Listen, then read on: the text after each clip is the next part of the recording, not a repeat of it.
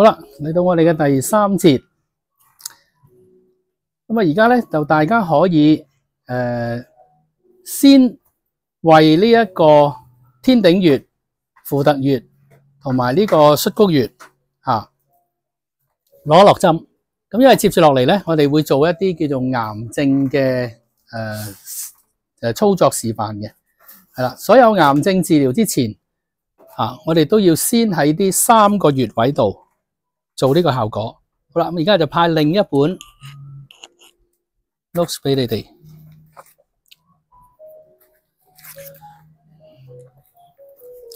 呢度2本。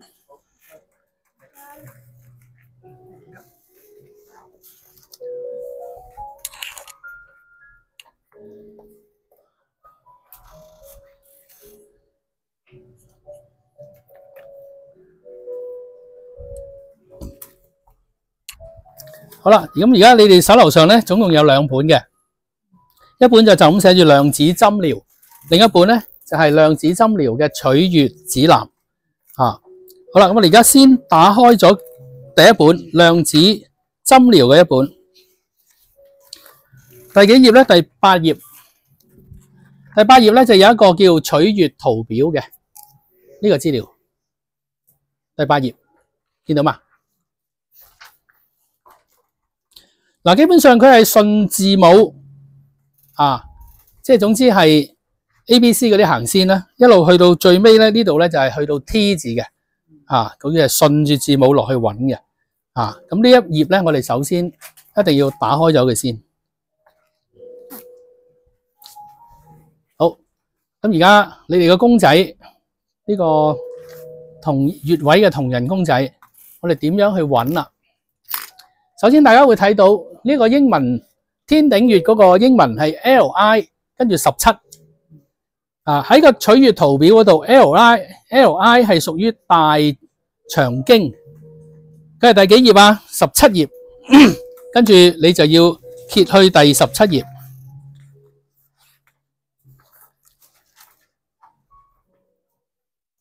好 ，LI 17。好啦，咁你哋呢一個手頭上呢一個同人咧，基本上佢有一邊係有穴位嘅名，咁有一邊咧就係冇嘅，係啦。唔同顏色嘅線條係代表唔同嘅經絡。咁而家你首先就係要睇翻你本書入邊第17頁嗰個 LI 17天頂。好啦，天頂如果我哋睇佢條線咧，你會喺邊度揾到啊？綠色嗰條線，綠色嗰個線，係啦，啱喺一個90度角落頭位度。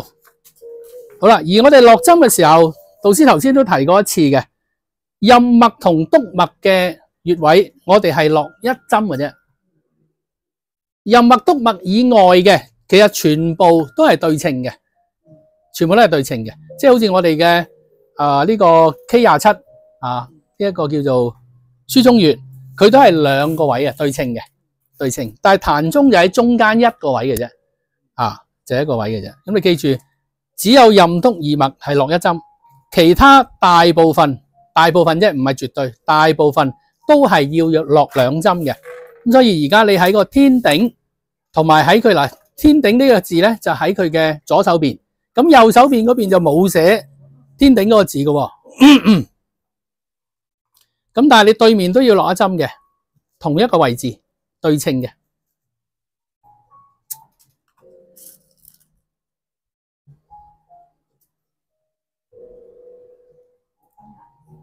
得唔得？揾到天頂落2針，好啦，接住落嚟 LI 18啦，都係喺第17頁呢度，係咪？喺佢上邊嘅啫，天頂再上去咧，17之後就係點啊？18咯，咁所以你順住呢條綠色嘅經絡位。上一個位你就會見到扶特呢2個字，咁你就喺左右扶特呢個穴位度各施一針，喺佢對上嘅啫，順住嘅，係啦。好，難唔難揾啊？唔難揾嘅，係啦。好啦，到第3個穴，睇個英文字，呢個就係同頭先 LI 唔同，呢個係 GB。GB 我哋又要揭翻去嗰個第8頁嘅取閱圖表嗰度啦。GB 係屬於膽經喺第12頁，膽經嘅12頁。好，咁嗰度就係 GB 啦，12頁。好，咁啊成頭都係啦。咁啊揾一揾個號碼先嚇 ，GB8 耳尖對上嘅係嚇，喺耳仔尖對上，揾唔揾到？摔谷，好啦，一陣導師會行埋嚟幫你複核㗎嚇，你唔使驚。好啦，吉完左就吉右，嗱一定要左右對稱啊，一定要左右對稱。左邊嘅針同右邊嘅針係要完全對稱，係啦。點樣對稱啊？你喺頭頂望落去咯，咦係咪對稱嘅咧？一左右係好平均嘅。好啦，而家同你睇下你嗰3針啦。唔緊要，嗱色就自己控制嘅啫。咁我覺得你可以用晒一色嘅針先，你就即係容易分辨啊嘛，自己容易分辨嘅，容易分辨。好，你頭頂未落下，頭頂落埋啊。好，睇下你呢度。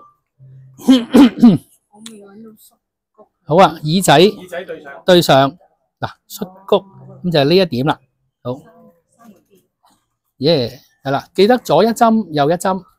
好啦，頸嘅位2針啱啦，係啦，係啦，冇錯啦，係啦，睇住對稱嘅位落埋。好，你又俾我望下，哇，你好多其他嘅針啊。因為我做係啦。哦，你唔揾一個新嘅公仔？我哋記得 ，OK， 得。背晒嘅啦啲。好，相當好，啱啦，好，咁我睇下嗰邊嘅學員啦。嗱，耳仔對上，嗱呢隻耳仔咧對上咪摔谷咯，就係呢一點啦。咁你吉咗呢邊之後，記得吉埋呢邊，一定要對稱嘅。好啦，呢兩個啱啦。係啦，啱啦，呢度要揾一個對稱嘅咯，耳仔對上偏去前少少，前嗰個，即係總之你一望落去，係對稱就得噶啦，即係唔好一個吉咗前邊，一個吉咗後邊，唔好唔對稱，要對稱翻。OK， 好 ，yes， 啱啦，係啦，呢3個，但凡係癌症嘅治療，必須要落呢3支針，冇一例外啊！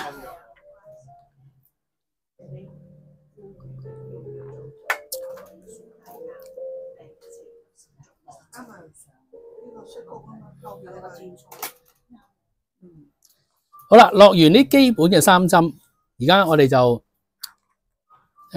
頭先嗰本都保持啦嚇，保持去翻嗰個取閱圖表呢度啦嚇，因為一路就係咁樣用呢個方法去揾嗰個位置，係啦。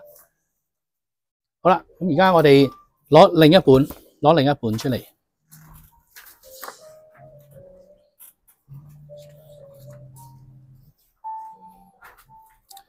好啦，呢本打開咧，咁啊，首先有個目錄先嘅。目錄咧，第一個項就係癌症啦，第1頁至第4頁，其實都係癌症嚟嘅。呢啲都係一啲耳熟能詳嘅，成日都聽到噶啦，古靈精怪嘅癌。咁除咗係癌症之外咧，有啲係因為你其他嘅化療啊、放療啊，或者係做一啲手術切除式嘅手術之後，你都係可以用呢個方法去揾翻佢需要邊啲係所謂主穴。大家會睇到有一個係主穴，另一個咧就係配穴，即係一個主一個副嘅，但係佢呢度就叫配穴，一個主穴一個配穴。其實你亦都可以。因為有2組唔同顏色嘅針俾你啦，你可以用一個色嘅針專係攞嚟吉主穴嘅，另一種顏色嘅針就攞嚟吉嗰個配嘅穴，係啦。我哋揾啲容易入手嘅去做，唔好咁複雜先，係啦。我哋試下揾第2項啊。第2項就係放療嘅副作用，即係話如果有啲人佢接受緊一啲叫傳統嘅主流醫學咁啊，唔係放療就化療啦，一係就切咗佢啦，一係就標靶藥啦，係嘛？當佢做完呢啲放射化療之後，佢一定係有一啲不適嘅，咁呢個就可以緩解佢嘅不適啦。好，咁而家我哋睇翻第二項放療副作用嘅落針。第一個氣海，氣海好熟啦，咁大家頭先都即係話嗰啲補身啊、補血嘅針啊，咁會先落喺氣海度先。咁即係呢個係咪用第二個顏色嘅針啊？如果你本身，因為如果你嗰啲係舊公仔啊，已經係落咗其他嘅針，其實最好就清咗佢先啦，係嘛？但係因為而家你嘅鐘仔唔多啊嘛，你可以重新落咯，當重新落係啦。首先喺氣海落一針，氣海就喺肚臍窿對下啊，肚臍窿對下氣海嗰個位置先落一針，因為呢個太熟啦嚇，我哋唔需要刻意嘅嚇。氣海好，如果氣海大家好快揾到啦，咁我哋就睇第二個肉枕。肉枕嘅英文代號咧就係 BL，BL 係屬於膀胱經嘅第9頁，即係佢隔離嗰張紙啫，係啦。好啦，咁我哋就要揾 BL9。係啦，喺後尾枕喎，係啦，肉枕啊嘛，枕我哋即係個枕骨，其實都係講緊後邊嗰度。好啦，當你揾到綠色嗰條線，嗰條經絡肉枕嗰個，睇唔睇到？肉枕喺後枕骨嘅，哦，見到，係啦。咁你拮咗落去肉枕嗰個穴位，亦都跟埋對稱，即係喺佢右手邊另一個對稱嘅穴位。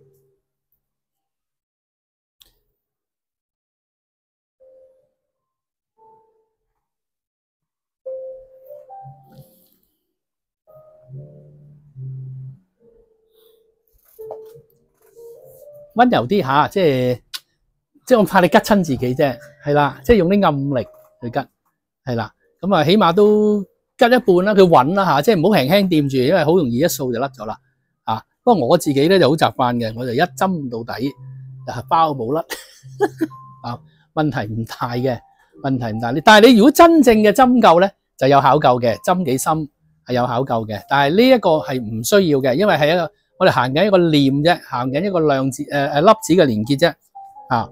最緊要你落嘅時候，施針嘅時候就話個心念，我而家就落佢嘅肉枕穴。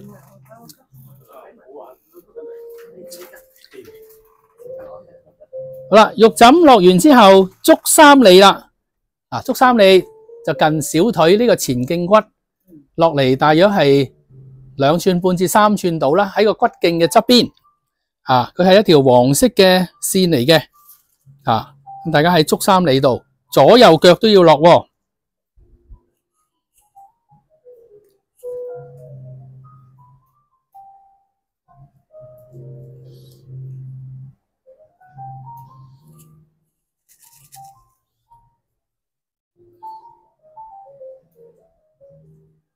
好，咁大家足三里好快就揾到啦。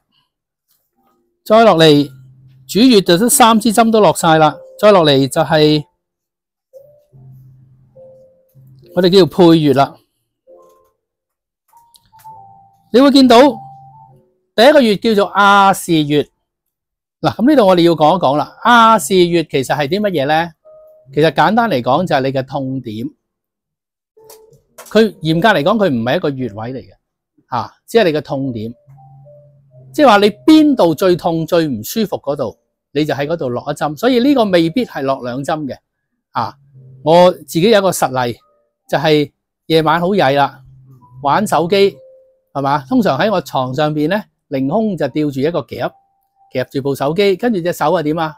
咁畫咯，係嘛？但係記住後邊一定唔可以漆黑嘅。我哋通常一定要有啲背光喺後邊，如果唔係就好傷眼噶啦。係啦，咁喺度玩，死啦！玩過咗龍點啊？因為嗱，我當我而家瞓咗喺度啦，咁隻手咧成日擔住喺度，咁呢度咧就開始有啲勞損啦，有啲勞損，咁呢度痛，咁我點去搞佢咧？係嘛？我就用一個叫亞視穴嘅原理，只係用咗一支針連結咗呢個公仔之後，我只係喺我呢個肩位呢度痛點啦，即係你大約揾翻個痛點喺呢度或者高啲低啲，你自己因嘅啫。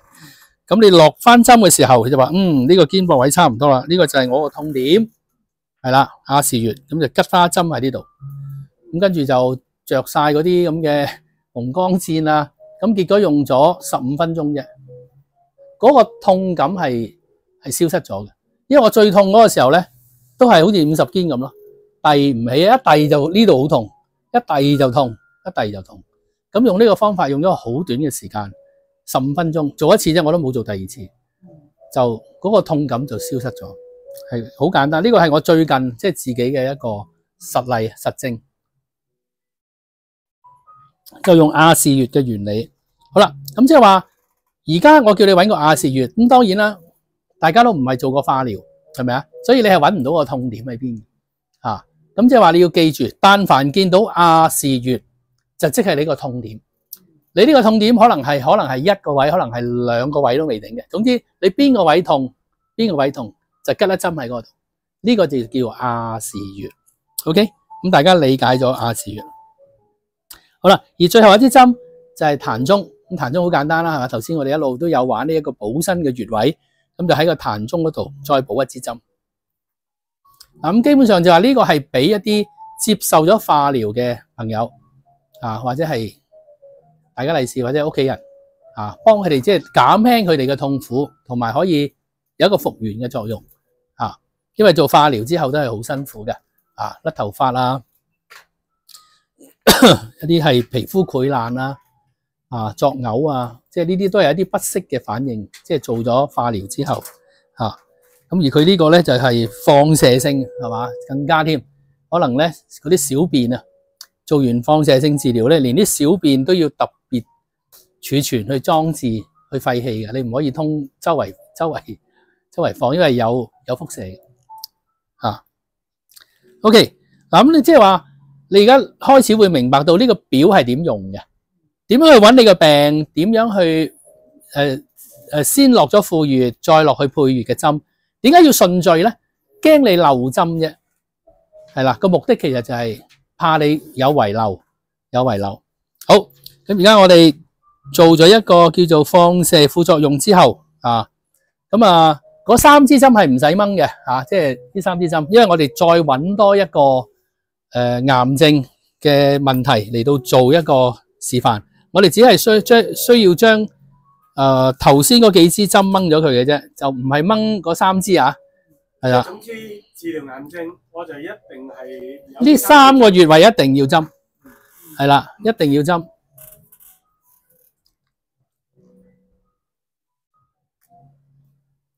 係啦，將啱啱嗰啲肉枕啊嗰啲就掹翻出嚟先。好啦，而家我哋嘗試去揾一揾，睇下啲乜嘢普遍啲嘅癌咧。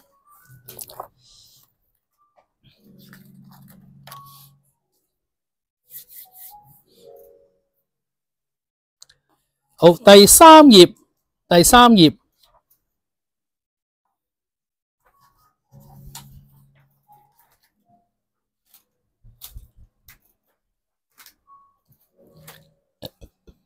試下做一個卵巢癌好嘛？卵巢癌，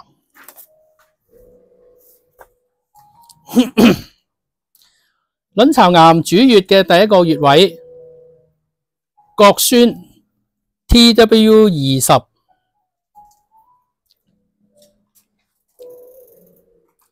好啦，先揾咗 TW 先，佢係屬於三焦經，喺26頁。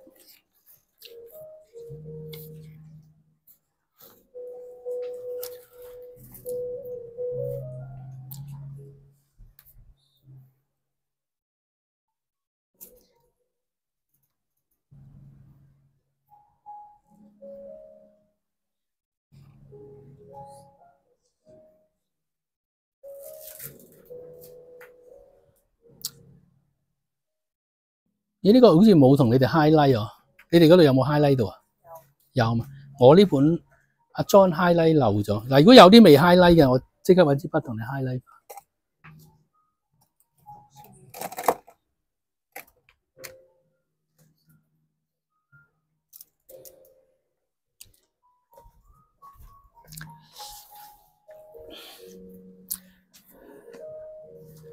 好啦，啱啱喺個耳仔頂嗰度，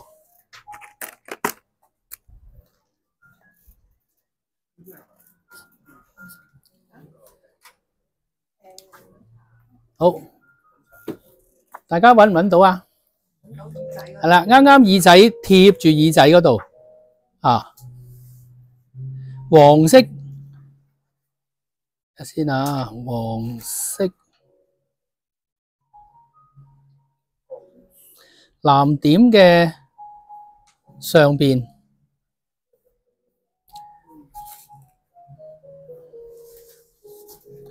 係啦，咁啊左右都要各落一支啦。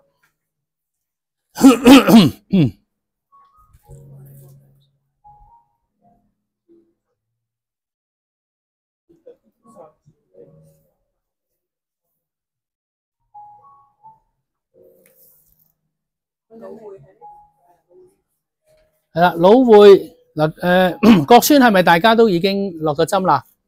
係啦，再落嚟腦匯 GV22，好睇下 GV 係屬於督脈喺第13頁。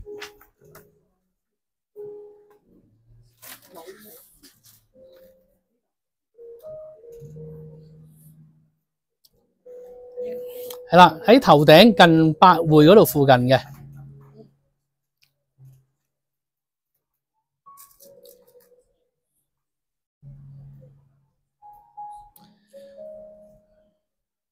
好啦，因為佢係屬於督脈，所以係需要落一針嘅啫。係紅色喺個二字隔離。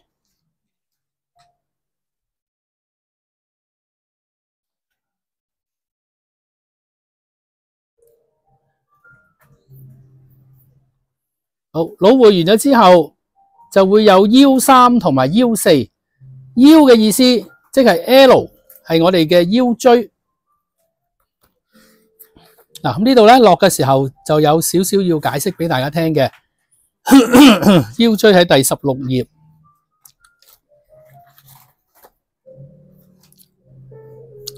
我哋人體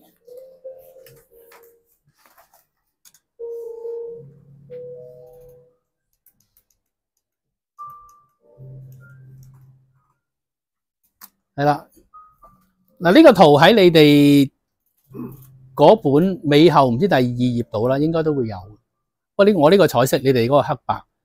咁啊，人體嘅脊椎嗰個結構，成條脊椎嚇，咁分別就係我哋頸椎有7節，1至7 ，C 代號就係 C 啦 ，C1 至 C7 係啦。咁去到呢一個頸呢個大椎穴啦，好多時候後邊一摸落去咧，最突嗰嚿骨咧，嗰度就係 C7 啦。好多人喺嗰度生富貴包啊嗰啲咧，嗰個位置係啦，大椎嗰個位啦。好啦，再落嚟咧就係胸椎啦。胸椎有12節，胸椎有12節，1至到12。咁如果我哋睇翻呢個分佈，喺 C7 下邊，其實就係 T1，呢個就係 T1，係啦。去到我哋呢一個肩胛位，呢一個叫肩胛位，雞翼啦，我哋大家有時叫雞翼。喺呢個整個肩胛位嘅中間點咧，其實就係我哋嘅 T4，有我哋嘅 T4。而喺肩胛位嘅底部，一般嚟講喺佢嘅底部，嗰個就係第七落翻寸領啦，就係 T8。咁一路嚟到每隔1寸至1寸半，因為睇下你個人幾高大啦，即係如果係細粒啲嘅人，可能就1寸到咯，咁一路順住落嚟，咁就去到 T12， 8、9、10、11、12，好啦，下邊就係用 L 代號嘅腰椎，即係我哋而家今次要揾佢嘅 L3、L4 嗰個位置，係啦。好啦，我哋點樣揾到個 L4 咧？其實喺我哋後邊呢個盤骨位，我哋撳落去呢個位置咧，啱啱頂部就係我哋嘅 L4，呢個就係 L4。咁啊 L4 喺呢個位落翻寸領就係 L5 啦，就用呢個方法去揾。當你揾到 L4 呢一個坐標，摸下個盤骨係嘛，啱呢度，哦呢度就4啦，咁上面上翻寸半到，咁就 L3咯。咁而家我哋就係要落針喺佢嘅 L3同埋 L4，而落針嘅時候，因為脊椎咧，亦都係佢唔係任脈督脈，我哋落針嘅時候，任脈同督脈只係落一針，但係如果係落喺呢條脊椎上邊嘅，我哋係分左右咁落，所以你今次落針係落喺嗰條紅線隔離1個 mm 度，左一針右一針，係要落2針嘅，因為佢都係對稱嘅。好啦，咁而家就係嘗試去揾翻你哋嗰個盤骨啦。大約係如果我哋睇呢個穴位嗰個字眼嗰度去睇啦，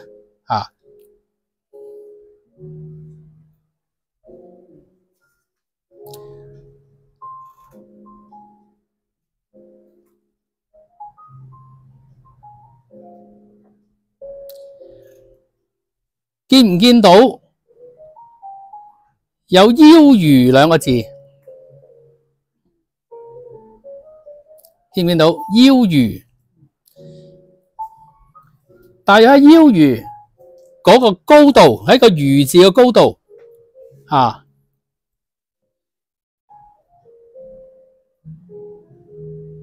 喺佢紅線左右嗰個水平，咁你落嘅時候就係落 L4，落2針，咁跟住喺上邊大約係去到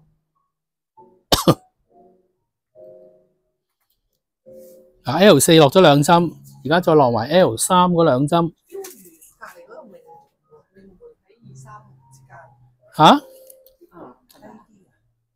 嗱，而家我哋先落咗腰俞嗰度係 L4嘅，咁喺嗰度大約係上翻因為呢個始終唔係一個人嘅真實人體啦。命門其實命門嗰個穴位咧，就喺嗰個叫做椎體嗰個2同3之間。可以咁講。係啦，咁變咗係啦，大家會見到有嗰個上交同埋側邊有一個17椎嗰度，喺呢個水平，但係喺紅線嘅左右角落。係，我一陣會埋嚟同你哋睇嘅。線碎出少少就吉落去。係啦。上交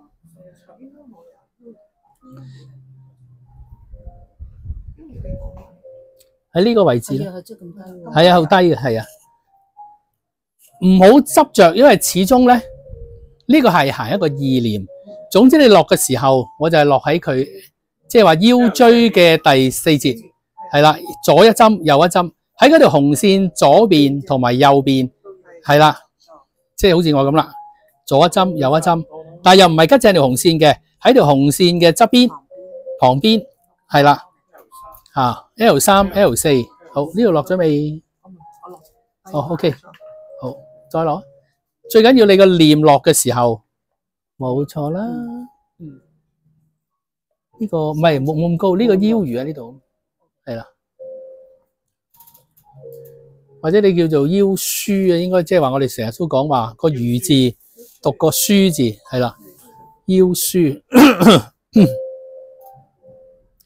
咁 L3就喺佢上少少咯喎。上少少，係啦，大約喺嗰個上交嗰個下邊，大約係嗰個數啦。總之你落嘅時候，而家我就吉佢嘅 L3，係啦，即係腰椎嘅第3節，係啦。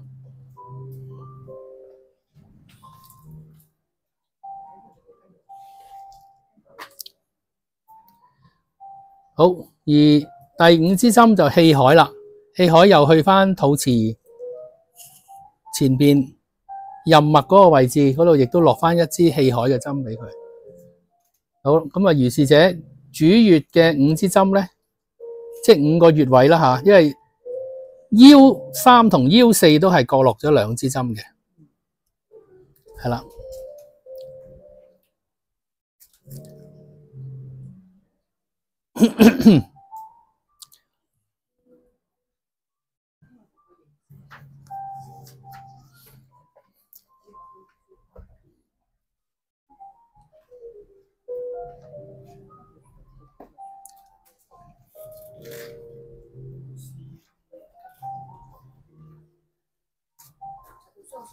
利 L3。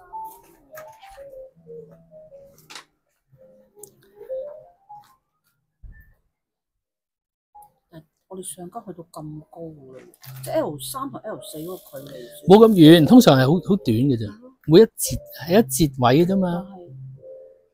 嗱，腰書嗰度咧，其實我哋就係話喺呢度，喺個上啲，上啲喺呢度，冇咁低，係啦，冇咁低嘅。嗱，你見到我腰書咧，其實係喺個書字嘅尖頂嗰度，喺嗰個位，係啦。咁你攞翻高少少啊！你呢針唔好落住先，你拔起翻呢支針出嚟，係啦，再吉翻喺腰個書字個頂位，係啊，頂位尖位嗰度嗰個紅線側邊係啦，咁嗰度就係 L4啊。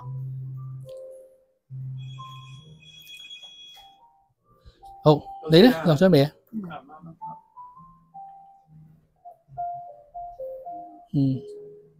可以唔使咁貼嘅。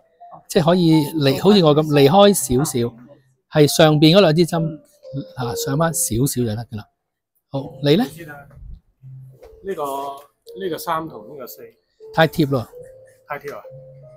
咁因為落咁如果係咁，應該係邊個係3啊？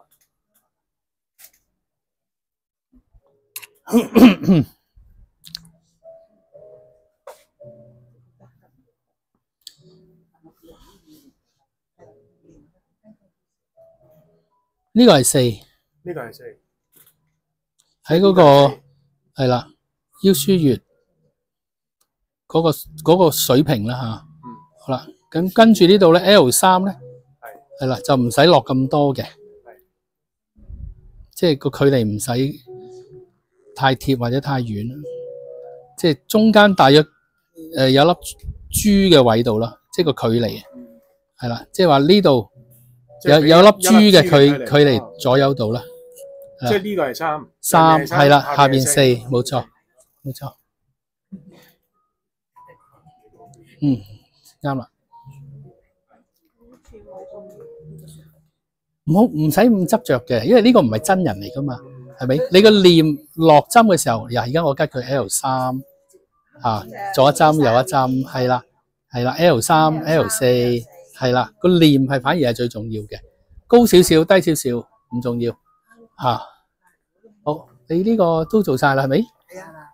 好玩喎。Yes，OK，好啦，咁啊主穴就落晒啦，跟住到配穴嗰邊，配穴嗰邊就係胸椎啦。胸椎唔係胸椎，死啦！我頭先係胸7，胸椎嘅第7節。咁啊，睇翻大家呢個圖啦，對第7個位咧係有啲印象，啱啱喺雞翼位最低呢個水平啊，喺呢個位置，好啦，咁你大約睇個雞翼位應該係去到至陽同埋靈台之間啦，係啦，至陽啦，我諗係近至陽嗰個位啦，係啦，亦都喺嗰個紅線嘅左右，搵唔搵到至陽？喺嗰個後邊督脈嗰度，喺佢左右，呢個係胸椎嘅第7節。落針嘅時候就係你個心念就話，呢個胸椎嘅第7節。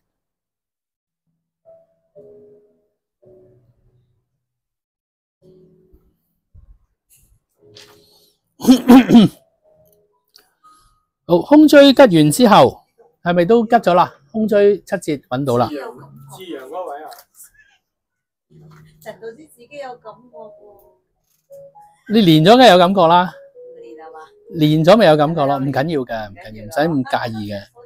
有真感覺。係啊，落針。邊個啊？啱啱個胸7。有幾個同學都係即刻有感覺嘅，你一落針嗰個位係有感覺嘅。OK， 胸椎落完就跟住係三陰交啦。好，佢喺 SP6，我哋睇睇 SP 喺第幾頁 ？SP 喺23頁，屬於脾經嘅。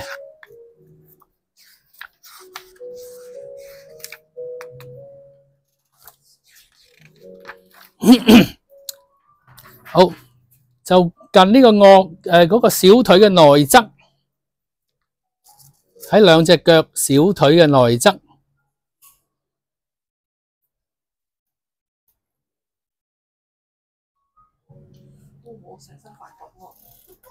哦，原來三條線交匯，所以佢個名叫三陰交。係啦，幾條經絡嘅一個交匯位嚟嘅。好啦，左右都要落針吓。真係好玩。啊，三陰交好快，大家都揾到啦。接住落嚟，下一個又係肉枕吓，因為先前都玩過噶啦。肉枕 肉枕係 BL9。好，睇下第幾頁啊？就係第9頁啦。BL9 都喺背後，即係後枕骨嗰個位啦。綠色嘅，左右肉枕落一針，左一針右一針。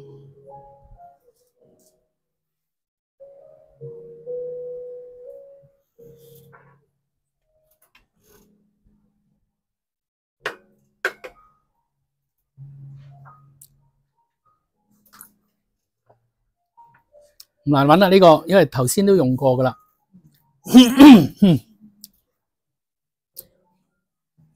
哇，有啲字真係考起人啊，好少用啊呢啲字。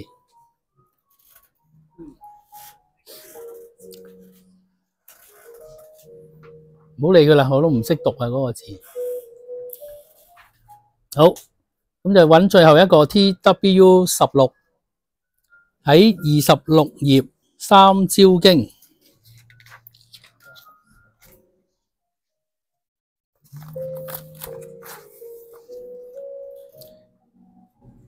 好啦，都係喺頭部嚟嘅。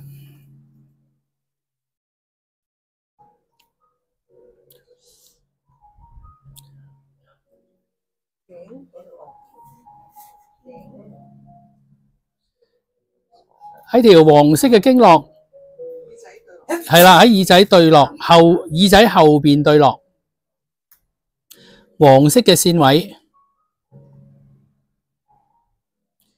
好，吉完左又吉埋右。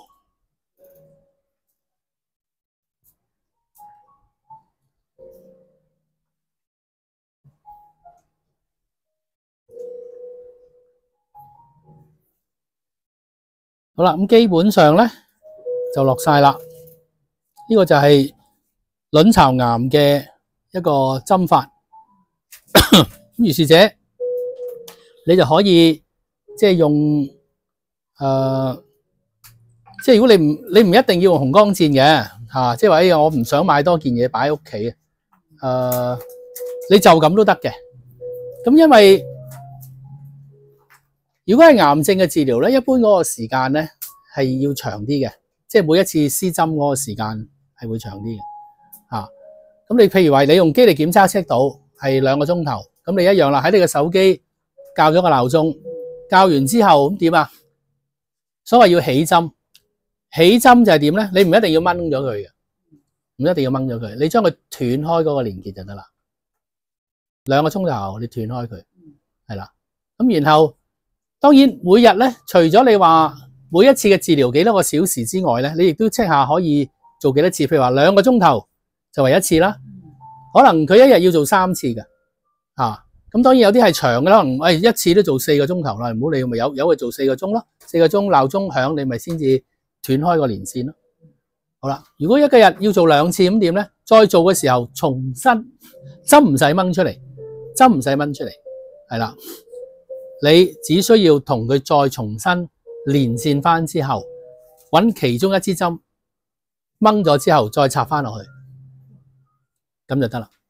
即係呢個係我哋而家講呢個咧，係冇紅光箭嘅情況之下去做嘅，係啦。我哋都有一個叫起針嘅程序，例如啊，佢咁啱呢個，佢喺呢個腦會，咁你唔使所有嘅針又掹又拔嘅，唔使，你喺其中腦會呢度掹咗佢，再吉翻落去，咁就 OK 啦。咁又可能做4個鐘咯，又做4個鐘。但係如果你係用紅光箭就簡單啦，你就連呢支針你都唔使起嘅，你純粹係將佢4個鐘頭之後你離咗線斷咗線。如果你下次再做，可能係講緊3個鐘頭之後又要再做4個鐘啦，咁樣你就重新同佢連完線之後，包翻住嗰個紅光箭，着咗嗰個10 Hz 嘅閃頻俾佢就得啦。呢個脈衝俾到佢就得啦，你就唔使做剛才我所講話冇紅光箭，你就要起起針啦，再吉翻落去咁樣樣俾佢。呢度係有少少嘅分別嘅啫。啊，唔明嘅或者唔記得嘅可以隨時問我嘅。如果即係個舒曼歌機都一樣。舒曼歌如果你擺咗喺度咧，你幫我覆緊睇下啱唔啱？好啊。如果舒曼波我哋俾佢長期擺喺度咧，佢就長期連住噶啦。你一路接住舒曼波，你擺1個月，佢呢個月就算你用白光都好啦，佢唔會斷線嘅。佢唔會斷線嘅。你只要有個頻率俾緊佢，佢就一路做緊嘢，佢就唔會離嘅係即係話你擺咗喺度又唔理佢，即係叫做如果擺舒曼歌 ，sorry 啊，可唔可以咁樣列？可以啊。咁你可以同屋企人咯，幾個一齊做咯，幫佢做接地啦，插埋12經絡做小周天啦，插埋呢啲補身嘅穴啦，咁咪一個公仔喺度，長期可能就2公婆長期喺度做咯，啊，唔影響嘅，只要你一路你用金剛連結咗之後，你一路擺喺度，擺喺呢個舒曼波機上邊，你擺10日1個月都好啦，佢都係連住你嘅，佢唔會斷嘅，啊，除非你拎開咗啦，唔俾個頻率佢。可以咁樣。咁我想問咧，咁佢呢個譬如卵巢癌呢一個係咪叫一組啊？一組冇錯。咁佢突然之間佢都係有啲胃痛嘅，咁我骨吉胃痛嗰啲咁咪叫第2組啦。有啲會擴散噶嘛，即係有啲 cancer 係會擴散，係啦，可能佢原本喺個卵巢，而家擴散到去，譬如話淋巴啦，即係淋巴癌啦，咁你又要睇埋淋巴癌嗰個做法，又要落一組淋巴癌嘅。總之最多係3組，最多2組係最好嘅，2組係穩定啲嘅，係啦。小周天當唔當係一組啊？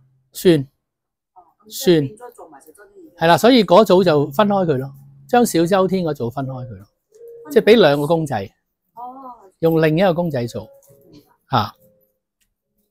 因為通常小周天補身嘅穴嗰啲都係俾幾個屋企人連埋一齊去做。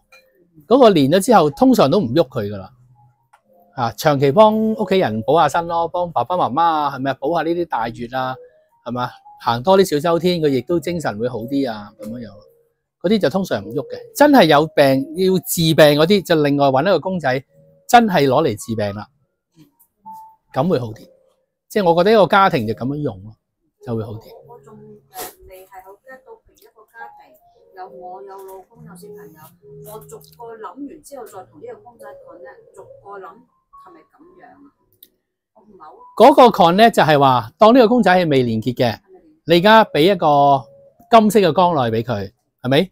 金色嘅光投放咗落去呢個同人度，咁跟住就係金色嘅光投放俾自己啦，金色嘅光投放俾老公啦，金色嘅光投放俾大仔細仔啦，逐個投放，咁就一個公仔連7個人，最多連7個人，係啦。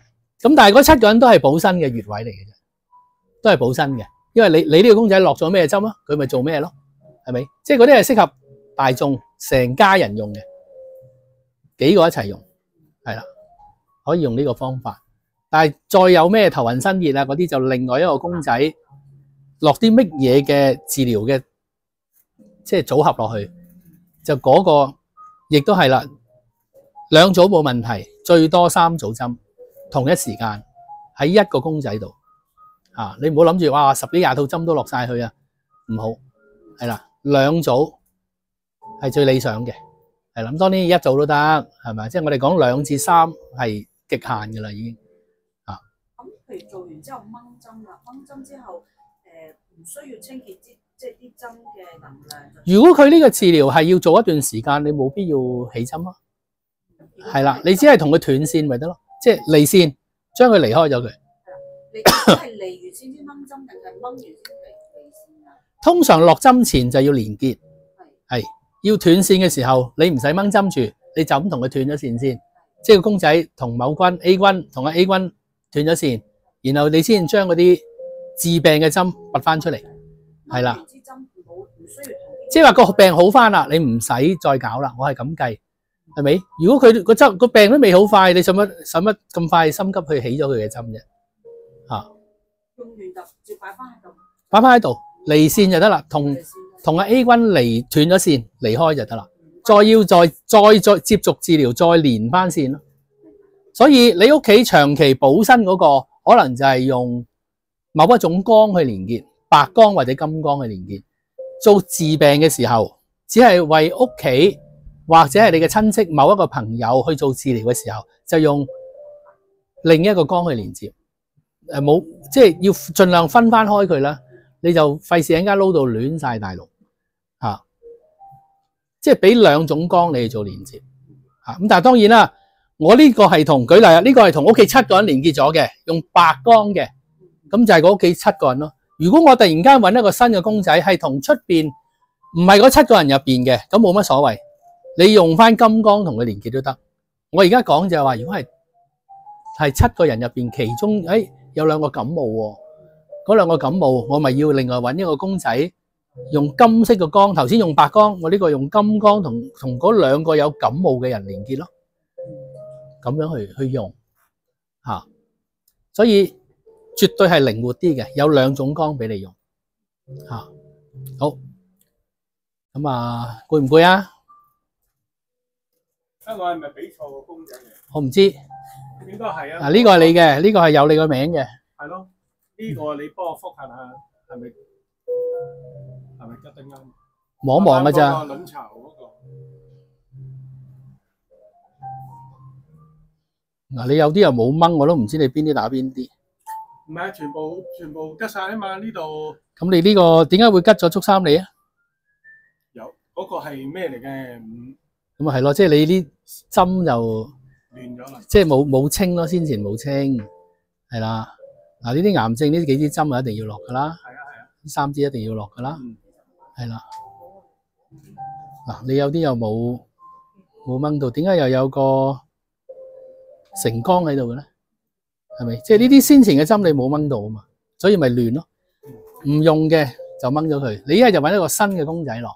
我一的下我冇得同你對嘅，因為你有啲係舊針，有啲係新針，我對唔到嘅同你嚇。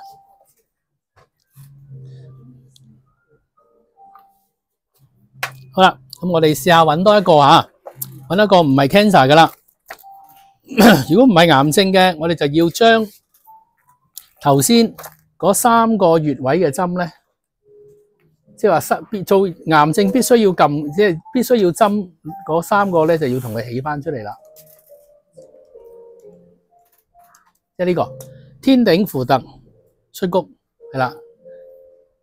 咁同埋將啱卵巢癌嗰啲咧，我哋都將佢起翻針。即係除咗呢3個唔掹之外，3個要掹，因為而家我哋再接落去做嘅實習咧，就唔係揾癌症嘅。哦，即係呢3個都掹埋嘅。係啦，清晒啦，即係全部清晒佢。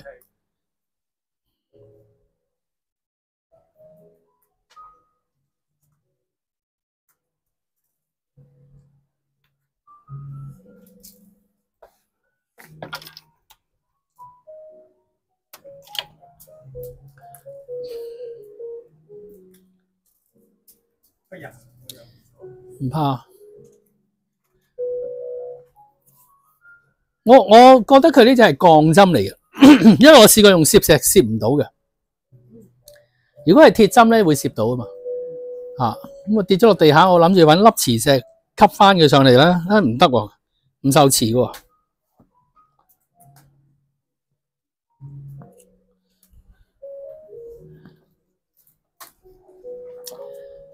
好啦。嗱，連啱啱嗰個三陰交都要掹埋出嚟啊！好，我哋試下揾多一個實例去做實習，揾多個例去做實習。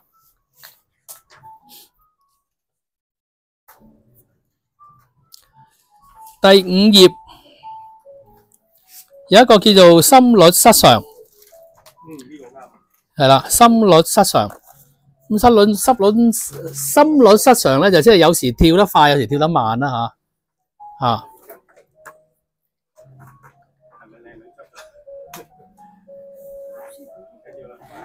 係。哦，甩，哎呀，有靜電啊！咁遠啊！係啦，咁你可能就要揾啲鉗仔啦，係啦，因為如果真係甩咗珠咧，你用手係好難拔嘅。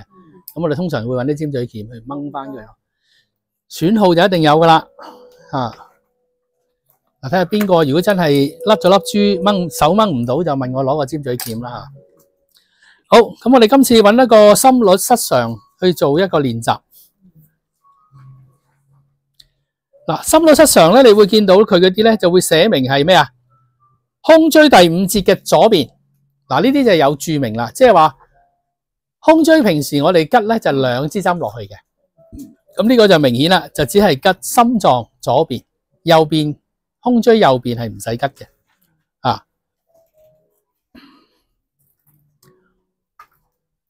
好啦，胸五喺邊咧？就大約睇翻你個雞翼位啦，去翻嗰個頁面先。係啦，我哋話呢一個肩胛骨嘅中間其實就係胸四。咁而家喺呢度落翻少少就胸五啦。好，咁約莫我哋俾一個指標大家啦，應該係腎道下邊咪有一個藍點嘅，揾唔揾到？哦，係啊，係啊。背後啊，喺個背脊。腎道。係啦，腎道下邊有一個藍點，大約嗰個咧就係應該係 T5度啦。咁就喺嗰個藍點同埋嗰個紅點之間，係啦。好，咁而家咧我就係落針喺佢嘅 T5，記住只落左唔落右，係落一針嘅啫。係啦，呢個係落一針嘅啫。好，大家都落咗未一支針，然後肉枕啦，肉枕頭先又係經常都用啦。呢個就喺我哋嘅後尾枕嗰度 ，BL9，即係你個後枕骨嗰度，綠色嘅線，亦都係左右各落一支。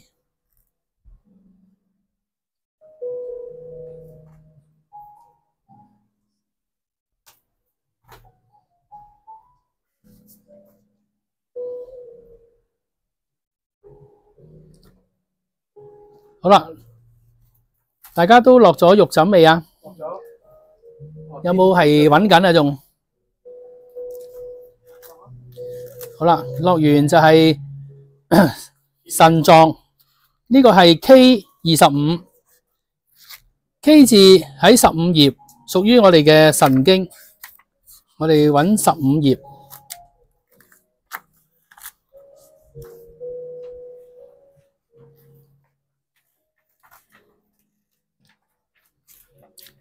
好 ，K25，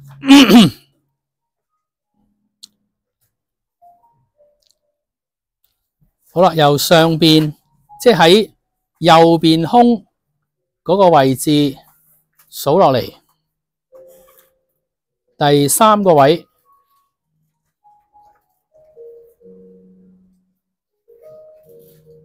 好，腎臟亦都係左一針，右一針。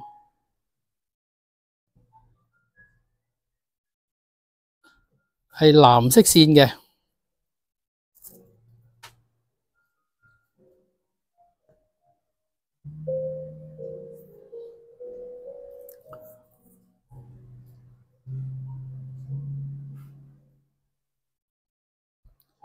好，落好未？有冇啲未完成㗎？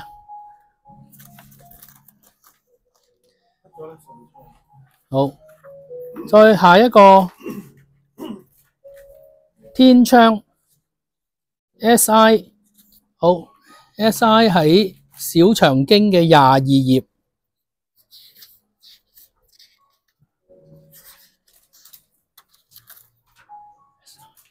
喺個頭部嚟嘅。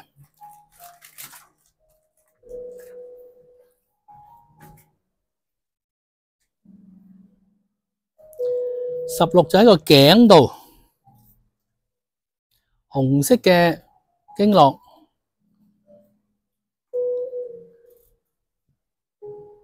揾唔揾到天窗？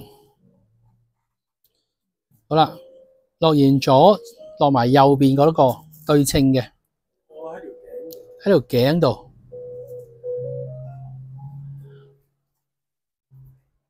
唔難揾嘅。嗯，落完個天窗之後，下一個係叫老空 GB19 喺膽經嘅12頁，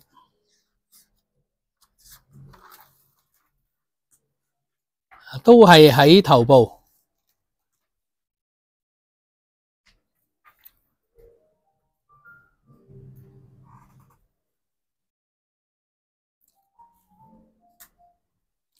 係啦，順住啲 number 一路抄落去得㗎，近後腦門嘅。肉枕隔離嗰度，紫色嗯，紫色嘅平衡線就真係同個肉枕差唔多啦。好，記得亦都係一左一右咁落啦。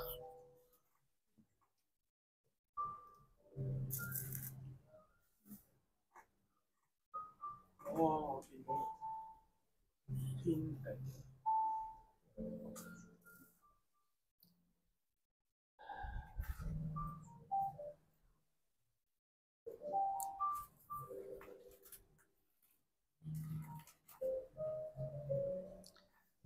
好，如果腦空都搞掂咗嘅，最後一個就係天頂 LI17，頭先都係揾過噶啦。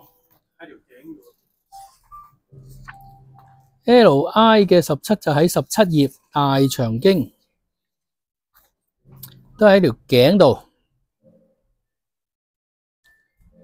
好啦，就係綠色嗰條線，啱啱喺個轉角位，都係一左一右。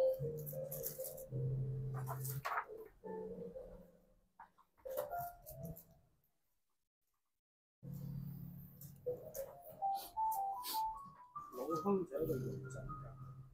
嗯，好啦，咁即係話6支嘅主穴都落晒啦，接住落嚟就係配穴嗰邊，配穴有4個位，內關係 P6 喺心包經20頁，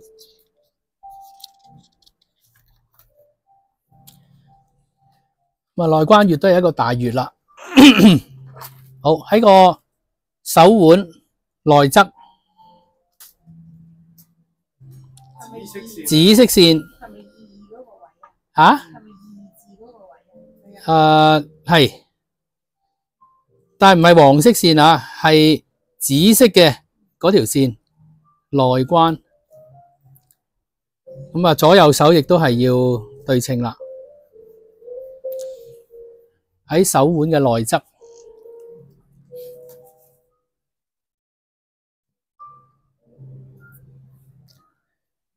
好，內關做完就係腎臟或者係腎臟臟臟學說嗰個臟。唔係湧泉咩？啊，唔係，係我講錯 ，sorry。湧泉就腳板底啦，心律失常。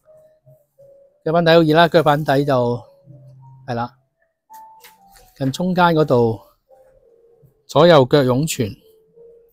嗱，小心啊！腳板底唔係好厚，因住拮穿就拮到自己啊，小心啲。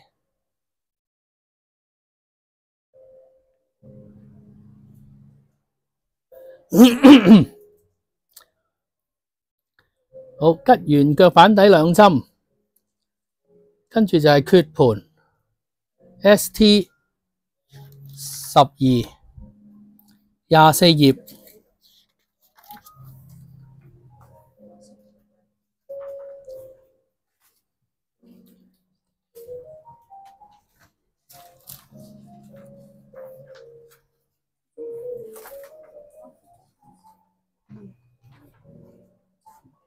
哦，又喺條頸度。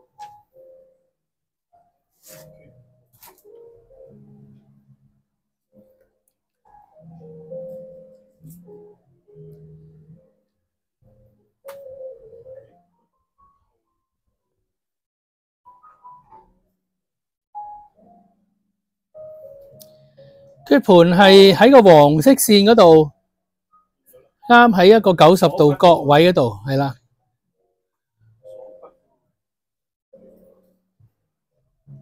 ST12。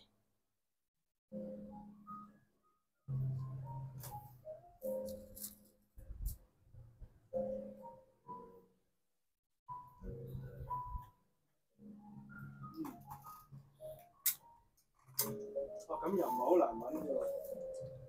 順住號碼就好易揾。上面就係嗰個穴位個嗰個字，下邊就係嗰個 number。OK 喎。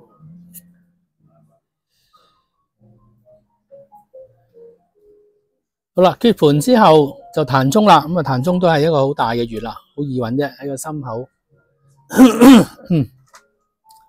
好，咁就齊晒。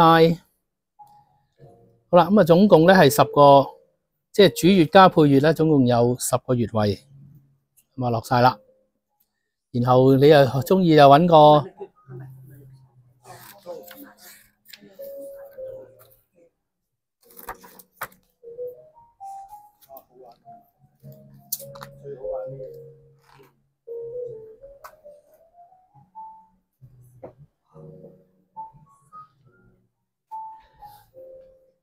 好啦，咁啊，3個實習咧，我哋都做咗啦。咁而家咧，我哋就係即係話再講埋最後一個喺即係呢兩本教材咧，最尾嗰頁咧，你都會發覺係寫住華佗夾脊嘅。華佗夾脊。咁而家咧，我哋就講一講華佗夾脊。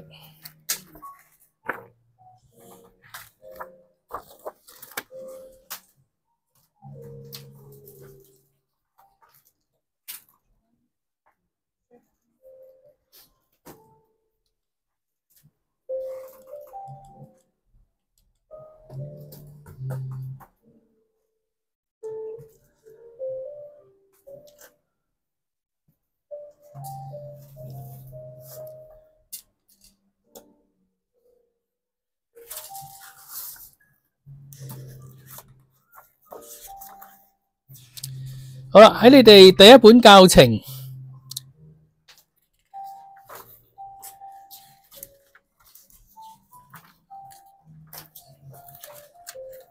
睇第一本啦。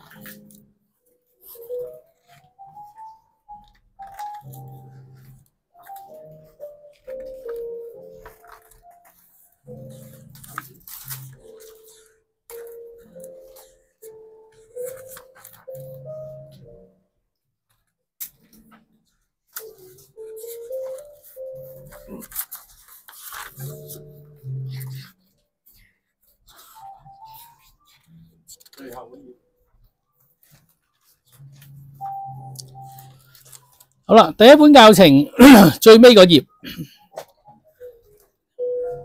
嗱，頭先亞視穴咧，我哋已經簡單講咗啦，就係你嘅痛點啦。基本上就係你嗰個邊度痛係嘛，你就嗰個點位，我哋就叫佢做亞視穴。即係話，如果你透過我哋教程入邊，大約呢400個案例入邊，都揾唔到一啲所謂啱你嘅用嘅症候。咁我哋就要借用到一個係亞視穴啦，係嘛？邊度痛？好似我咁呢度痛，我咪吉呢度咯，就咁簡單。咁另一個咧就叫做華佗夾脊。咁華佗夾脊咧就唔係對應穴位嘅，而係對應器官嘅。所以當你睇到最尾一頁華佗夾脊嗰個圖嗰度咧，你會睇到成條脊骨嘅分佈係對應我哋身體嘅入邊一啲唔同嘅器官。即係話某一個節位譬如話頸椎第幾節，佢係管理咩噶？或者係胸椎嘅第幾節，佢又係管理啲乜嘢器官噶？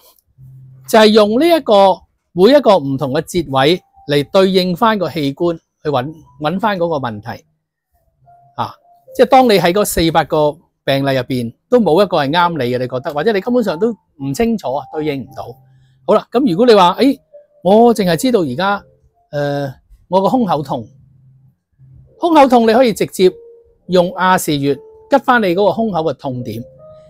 如果你用到華佗夾脊嘅時候，你就要睇翻，喂，究竟我邊一節係管理我心臟嘅咧？啊，咁你就要去揾啦。好，咁而家我哋喺呢個模式嗰度睇下揾唔揾到同我哋心臟有關嘅一啲，咁就係 T5 啊 T5，即係如果你心臟唔舒服嘅，你可以吉你胸椎嘅第5節嘅左邊，就喺左邊落針，因為我哋嘅心臟係偏左少少嘅。啊，好，咁如果你淨係知道個胃唔舒服喎，啊，你又唔肯定個胃係乜嘢問題啊，因為可能係胃潰瘍啊，可能係胃嘅淺表性胃炎啊，又唔定啊，即係你未曾定到佢係乜嘢嘅病名，咁但係你淨係知道我胃係唔舒服咯，啊，咁你就可以喺呢度睇啦，胃喺邊度管咧？你嘅 T9 胸椎第9節嘅左邊。得唔得？好啦，咁如果你話死啦，我係一啲淨係知道係個前列腺嘅問題啫，男士前列腺嘅問題啊，又話女士就係嗰個叫卵巢啦呢啲咁嘅腺體嘅器官。咁如果你就話，哎呀，我淨係知道佢前列腺有啲問題，因為每一次男士去到廁所前面，你想放水啦，想屙尿嘅時候，你一定要好集中精神，係嘛？好放鬆，你先至可能要幾秒鐘後先至有尿液嘅排出。咁通常呢啲都係前列腺嘅問題啦。咁你就可以喺嗰個腰椎嘅第3節嗰度落2針。咁所以佢全部只係對應個器官嘅啫。你邊個器官覺得唔舒服，你就揾翻嗰一節嘅脊椎位嚟到落針。咁呢個就叫做華佗夾脊。記住佢係對應器官嘅。咁後邊你見啦，一個叫底椎嗰度，最尾係 S 字頭嘅 S1 至 S5啦。呢啲係包括你嘅輸尿管啦、膀胱啦、外生殖器啦、尿道啦，同埋直腸，係啦，即係話喺呢一節底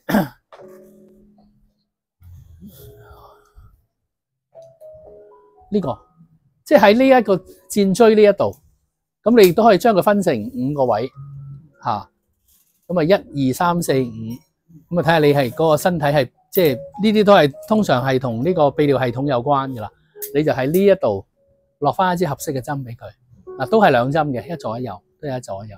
呢啲華佗夾脊都係落2針，除非佢指明係落左邊或者係落右邊，就落1針嘅啫。好啦。咁今日嘅分享咧，基本上就完結。咁你哋可以而家即係趁仲有少少時間啦，可以提問嘅，即係喺頭先你哋整個學習嘅過程入邊，有冇啲我係未即係怕有啲話萬漏一啦，咁可能講漏咗，咁所以令到你哋未完全理解。咁而家你哋如果係有疑問嘅，亦都可以趁住呢10幾20分鐘向我提問，都冇問題。咁當然啦，唔係話淨係呢15分鐘內你唔問啊，將來冇機會問噶啦，唔係嘅，仲有機會問嘅，係啦。因為咧因為係一堂過啊嘛，咁今堂完咗之後咧，我可能喺下個禮拜初咧就會將你哋拉入去另一個大群入邊，咁就會將所有跟我學過呢一個量子針療嘅學員擺埋一齊。咁個作用咧，其實就係都係做一啲集體治療或者係練習。即係如果你有啲咩親戚朋友啊，突然間佢係需要可能係重症嘅，突然間需要用一個集體嘅力量去幫某一啲人嘅，咁大家可以喺嗰度發出一個呼籲。咁當然啦，呢一個集體治療咧係一個自願嘅性質，係啦，即係冇得勉強嘅，即係肯幫佢肯出手嘅，佢咪幫你咯，係嘛？咁如果某一啲人你知道佢係冇出手幫嘅，你亦都唔可以有咩芥蒂，因為呢個係純粹係自願性質嘅。咁透過呢一個集體嘅力量咧，希望可以幫到你哋身邊嘅一啲人，係啦。咁當然你要將有關嗰個被幫忙嗰個人嘅資料咧，你要喺個大群入邊擺出嚟啦。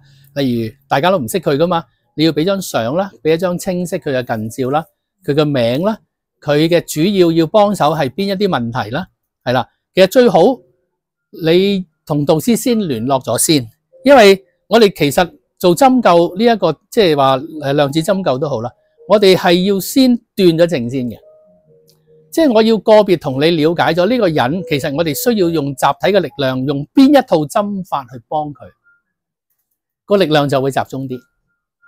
因為如果只係憑你自己個人嘅判斷，未必係準確嘅。咁導師喺呢方面係會 back up 你哋，係啦。即係話究竟如果我哋用集體治療，我哋揀邊幾組針一齊去幫佢咧？啊，係咁嘅意思嘅啫。啊，咁啊喺個大群嗰度，我哋發揮呢個力量。好，咁啊提問時間啦，睇下有冇嘢問啦。老師，如果針完咧話要 test 佢要幾耐嗰個指令？咪直至佢，即係你意思係幾時完啊嘛個療程？咁你咪要睇下佢係咪真係好咗咯？即係咪針幾耐咁講？療程嘅時間，呢個係一個療程嘅時間。舉例，胃潰瘍係咪？胃潰瘍唔係一個不治之症啊嘛，係咪？即係你用草本，譬如用啲榆樹皮啊，用啲一啲咩肽嗰隻叫做榆樹皮啦，可以用嗰個基泰辛啊，基泰辛係一啲氨基酸嚟嘅，即係有砷嘅成分啦，亦都係有鈦嘅成分啦。咁基本上係一啲小分子嘅氨基酸嚟嘅。咁對於一啲淺表性嘅胃炎都係有幫助噶嘛。咁即係例如好似呢啲咁嘅問題，唔係咩不治之症。咁但係當然你都想知道，喂，究竟我同佢做呢套即係量子嘅針療個療程係需要幾耐咧？係啦，咁你就可以即係你斷咗症啦。哦，佢係淺表性胃炎，舉例淺表性胃炎。咁呢個淺表性嘅胃炎，我要即係成個療程係需要1個禮拜、2個禮拜定3個禮拜咧？即係都係咁樣去 check 嘅啫。咁因為喺落針之後，其實你都要可能你會選擇用紅光去幫佢提升個效益噶嘛。咁個紅光究竟每一次嘅治療係30分鐘定40分鐘咧？譬如話你 check 到係30分鐘，做幾多次咧？可能係做2次或者係做3次。咁呢啲其實你都要自己 mark 低佢咯。咁就要連續咁同佢做啦，要連續咁同佢做，係啦。咁直至佢如果真係改善咗，佢會話俾你聽。即係你胃炎咁，通常你都係胃痛啦，呢啲係最簡單嘅方法啦。咁如果你真係喺呢套針法入邊取穴指南入邊揾到一啲叫做譬如話淺表性胃炎嘅針法，你揾到啦，其實你都可以再俾少少supplement俾佢去輔助噶嘛。就係俾頭先我講嗰隻叫做基泰辛咯，俾啲佢食咯，咁會加速佢個痊癒咯。你唔一定淨係只係獨沽一味，俾套針去醫佢嘅啫。唔一定噶嘛，甚至乎你用能量都得噶，係咪？譬如好似你咁，你可以譬如話嗰個叫做運完能量喺呢刻你係攞唔到嘅，你係挪移唔到佢嘅，你可以俾一啲無極嘅宇宙能量佢啊，俾其他嘅能量，就係話幫佢 download 一啲無極嘅宇宙能量入咗佢嘅心輪入邊先。然後就係用佢呢一股能量再幫佢醫翻個胃咯。個指令就係恭請佢脈輪中嘅無極宇宙能量融合到佢嘅胃嗰個實體嘅胃之中，嚟到作出一個即係話你可以用治癒啦，或者係消炎啦，因為入邊係發緊炎啊嘛，消炎嘅目的。係啦，即係你可以用能量、用指令去幫佢治療，亦都可以一方面俾一啲對消除胃炎嘅嗰個基泰辛俾佢食，咁亦都可以加埋套針俾佢，冇所謂嘅，唔係唔可以一齊用，絕對可以一齊用，加速佢痊癒咪好咯，係嘛？所以學咁多套方法，唔係話喺對某一個病症嘅時候，我只能夠用一個方法嘅啫，係嘛？其他方法你都可以輔助，用 supplement 係嘛？用能量，用呢個量子針療都得嘅。OK，好。有冇其他嘅提問？嗱，呢刻諗唔到唔緊要啊，你翻到去諗到，你都可以喺而家我哋呢一個 QA 004嘅群組嗰度去問我嘅。咁但係當然啦，將來如果你哋入咗大群，喺大群問有個好處就係話大家都睇到，大家都有個學習嘅機會，係咁嘅意思。好啦，咁啊睇下有冇人需要補充，即係一啲所謂輔助工具啦。即係譬如話有冇人需要買嗰個紅光箭啦，500蚊就得噶啦而家。咁同或者係呢一個叫做舒曼波機啦，係啦，呢個係300，紅光箭就係500嘅啫，係啦，唔係800啦。咁啊針，如果又覺得我一盒針唔夠，我想買多盒士啤嘅，咁一盒針就係10蚊嘅啫，加持好晒噶啦。咁如果你話一個公仔我都唔夠用，我想攞多一個後備嘅，咁啊導師呢度長年都有士啤喺度嘅，係啦，萬一你真係覺得翻去應用過真係唔夠用啦，你可以翻嚟再加都得嘅。好，咁啊我哋嘅錄影咧就到呢度為止先。好啦，咁啊其他你哋要買嘢嗰啲就冇需要錄啦，嗰啲就好。呢個舒曼波機同嗰個字。好，稍等，我關咗個錄影先。